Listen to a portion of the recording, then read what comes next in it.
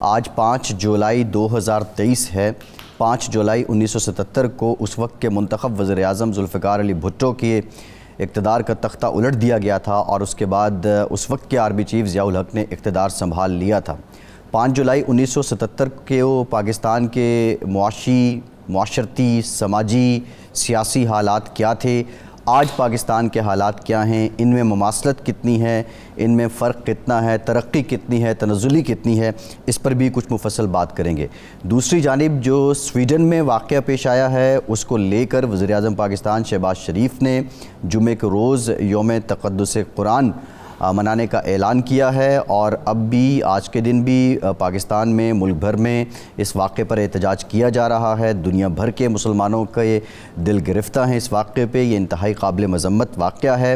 ایسے واقعات کیوں پیش آتے ہیں اس پر بھی ہم کچھ بات کریں گے۔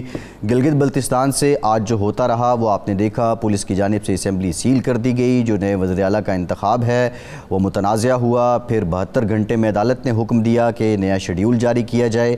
یہ سب کیوں ہو رہا ہے، کیا عجلت ہے، اس پر بھی کچھ مفصل بات کریں گے۔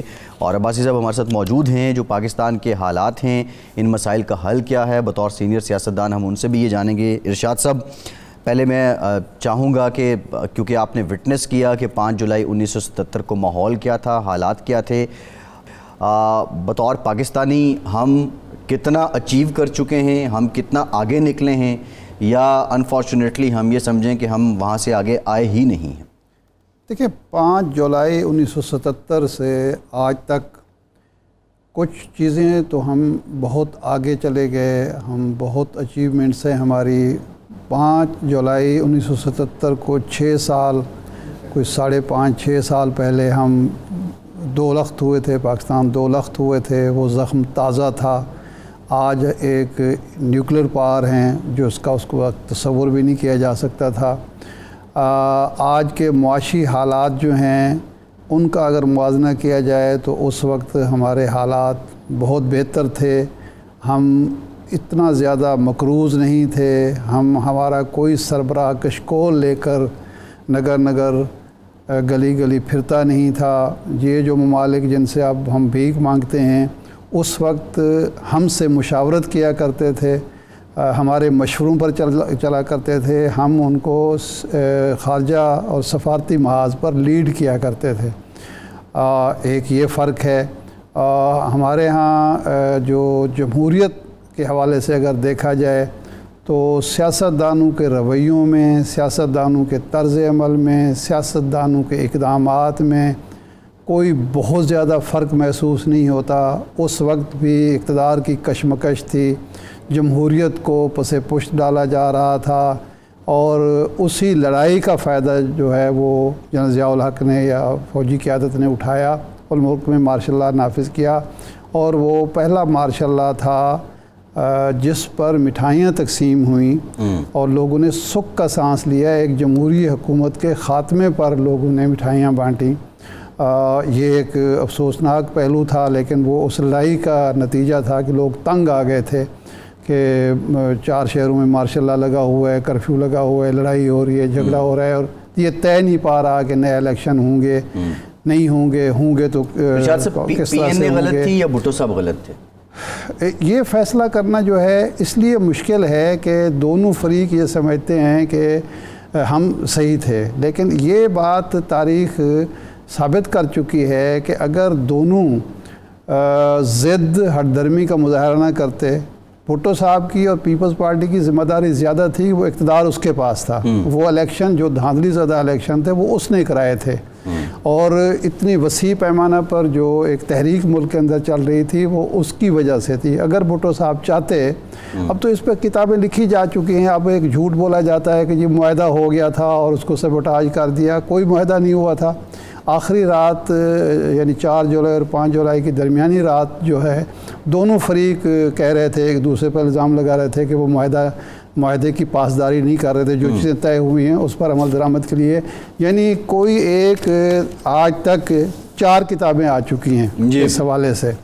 ایک کوثر نیازی صاحب کی کتاب ہے، ایک سردار عبدالقیوم خان کی کتاب ہے، ایک کتاب ہے پروفیسر غفور صاحب کی۔ یہ وہ لوگ ہیں جو اس مذاکراتی عمل کا حصہ تھے، اور ایک بھٹو صاحب کے اپنی FIM اسسینیٹڈ جو انہوں نے نوٹس تھے جیل کے اندر تھے، اس میں کسی میں بھی وہ مسودہ شامل نہیں ہے جس کے بارے میں دعویٰ کیا جاتا ہے کہ جی اتفاق رائے ہو گیا تھا، ایگریمنٹ ہو گیا تھا۔ اگر وہ کوئی ایسا لگتا ہے کہ بھٹو صاحب واز رائٹ، کیسے؟ اگر مسودہ PNA جو ہے وہ کلیم کرتی تھی کہ ہمارا معاہدہ ہو گیا، نہیں، یہ پیپلز پارٹی اور PNA دونوں کا یہ کلیم ہے کہ جی معاہدہ ہو گیا تھا اور جنرل ضیاء الحق نے اس کو سیبوٹاج کیا۔ اچھا، لیکن دونوں نے معاہدہ نہیں دیا آج تک، کوئی آج تک سامنے نہیں لایا۔ اس کا مطلب یہ ہے، اور جو بھٹو صاحب نے آخری ہفتے مشرق وسطیٰ کا دورہ کیا مذاکرات کو درمیان میں چھوڑ کر، وہ ایک اتنے بڑا بلنڈر تھا۔ اگر وہ معاہدہ کر کے باہر چلے جاتے کوئی فرق نہیں پڑتا تھا۔ ایک ہفتہ آپ نے دے دیا، سڑکوں پر لوگ مر رہے ہیں، مارشل لا 4 شہروں میں لگا ہوا ہے، کئی شہروں میں کرفیو لگا ہوا ہے، پولیس اور مظاہرین کے درمیان آنکھ مچولی، وہ ایک ہفتے کے دورے پر ملک سے باہر وزیر اعظم چلے جاتے ہیں۔ تو دونوں کی ذمہ داری تھی، لیکن جو سبق ملتا ہے وہ یہ ہے کہ جب سیاسی جماعتیں، سیاسی قوتیں، جمہوری قوتیں، سیاستدان اپنے معاملات مذاکرات کی میز پر طے نہیں کرتے تو پھر گاڑی چھوٹ جاتی ہے، بالکل ٹھیک ہے، اور پھر جمہوریت ڈیریل ہوتی ہے، اور پھر معاملات خراب ہوتے ہیں، اور پھر اس کا نتیجہ کسی ایک کو نہیں بھگتنا پڑتا، وہ دونوں کو بھگتنا پڑتا ہے۔ پھر 10 سال 11 سال بلکہ جمہوریت سے قوم کو محروم رہنا پڑتا ہے، اور پھر جو فریق جس فریق کی زیادہ غلطی ہوتی ہے اس کو زیادہ سزا بھگتنی پڑتی ہے۔ اچھا ارشاد صاحب، یہ بڑی امپورٹنٹ بات آپ نے کی۔ اس وقت بھی جب ضیاء الحق صاحب نے اقتدار سنبھالا تو انہوں نے یہ اعلان کیا کہ میں 3 ماہ میں الیکشن کروا دوں گا، لیکن الیکشن ہوتے ہوتے کوئی 8 سال لگ گئے۔ نہیں 10 سال لگے پورے کے، مطلب 85 میں پھر غیر جماعتی الیکشن پہ آ گئے۔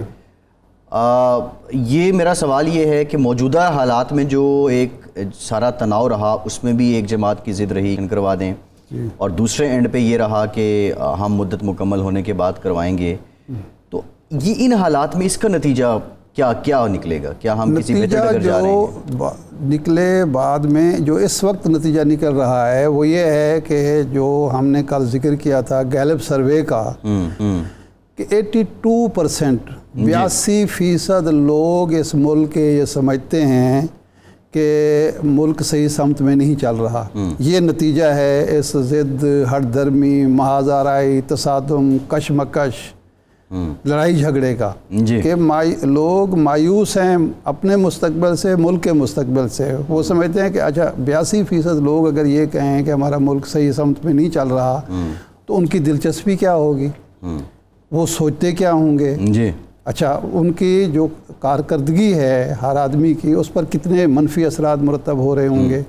تو یہ نتیجہ ہوتا ہے کہ لوگ لا تعلق ہو جاتے ہیں، لوگ اس فکر میں ہوتے ہیں کہ کل کیا ہوگا۔ ٹھیک، بالکل ٹھیک۔ یہ نتائج بعد میں تو جو نکلیں جو سامنے اس وقت آ رہا ہے، یہ جو ہم ڈالر 178 سے 185 سے 285 90 تک 300 سے آگے چلے گئے، تو اس بے یقینی کا نتیجہ تھا۔ ٹھیک ہے، بالکل ٹھیک ہے، بے یقینی تو ہے۔ علامہ نے کہا کہ غلامی سے بدتر ہے بے یقینی۔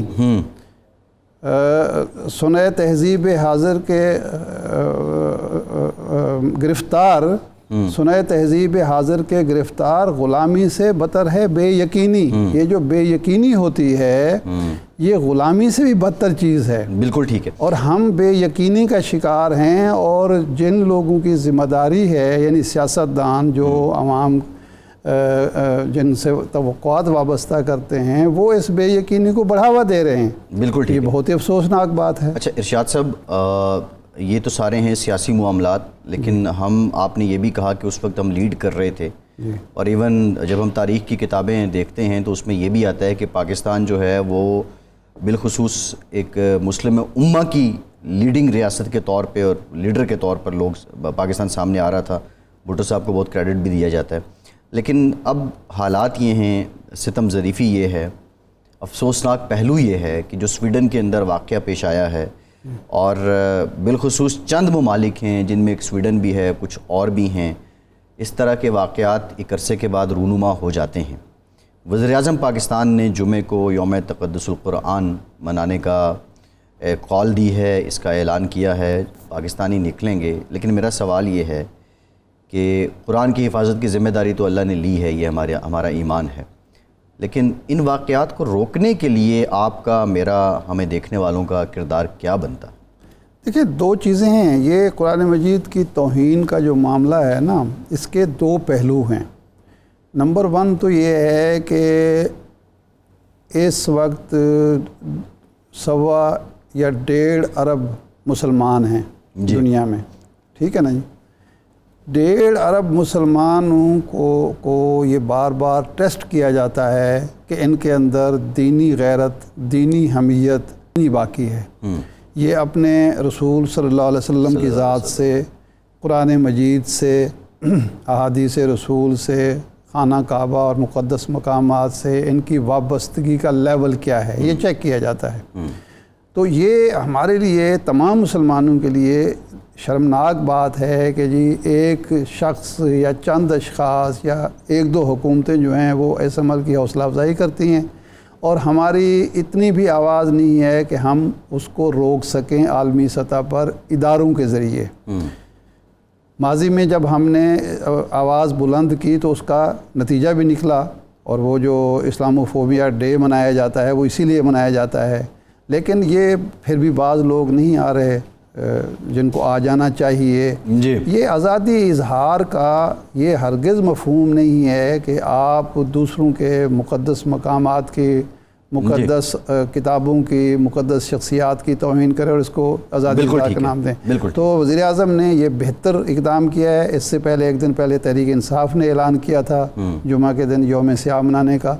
تو پوری دنیا میں یہ ہونا چاہیے، آواز بلند کرنا چاہیے، اور جو سلامتی کونسل سے طے کرانا چاہیے، جنرل اسمبلی کونسل سے، کہ یہ واقعات دوبارہ نہ ہوں، اور حکومتی سرپرستی میں تو بالکل ہی نہ ہوں. یہ سویڈن میں تو حکومتی سرپرستی میں سب کچھ ہو رہا ہے. جی بالکل.